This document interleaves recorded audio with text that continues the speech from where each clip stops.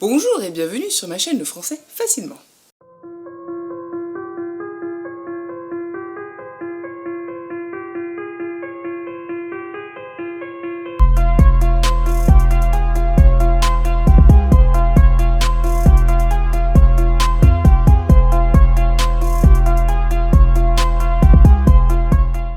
Alors aujourd'hui, encore un temps du passé.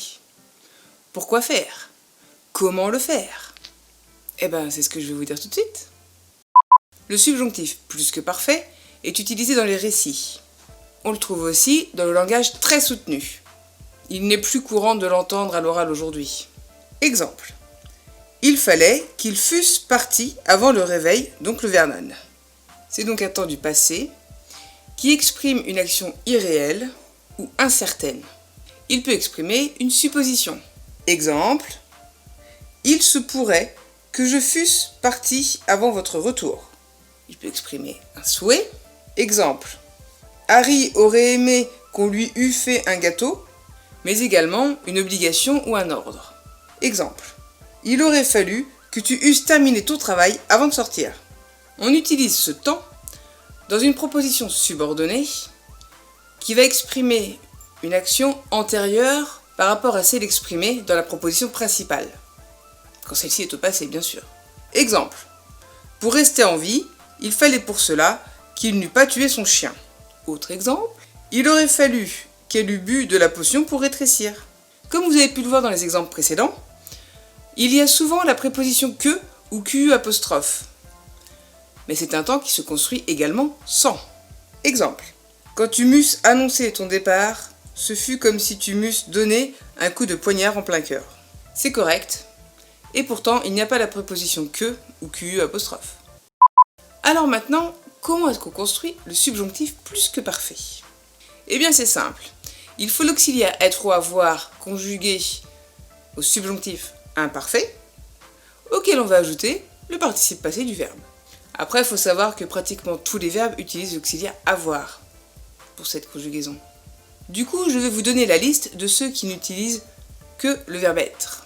Naître, remonter dans certains sens, rester, descendre dans certains sens, mourir, redescendre dans certains sens, tourner, monter dans certains sens, partir, entrer dans certains sens, repartir, sortir dans certains sens, aller, ressortir dans certains sens, venir, rentrer dans certains sens, revenir, tomber dans certains sens, advenir, survenir, arriver et les verbes pronominaux bien sûr.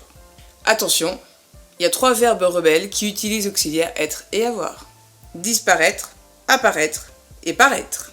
Exemple, qu'elle fut apparue, qu'elle eut apparu. Les deux sont corrects. Donc, la construction. Pour rappel, l'auxiliaire être au subjonctif imparfait. Que je fusse, que tu fusses, qu'ils, elles, on, fut, que nous fussions, que vous fussiez, qu'il ou elle au pluriel fussent. L'auxiliaire avoir au subjonctif imparfait.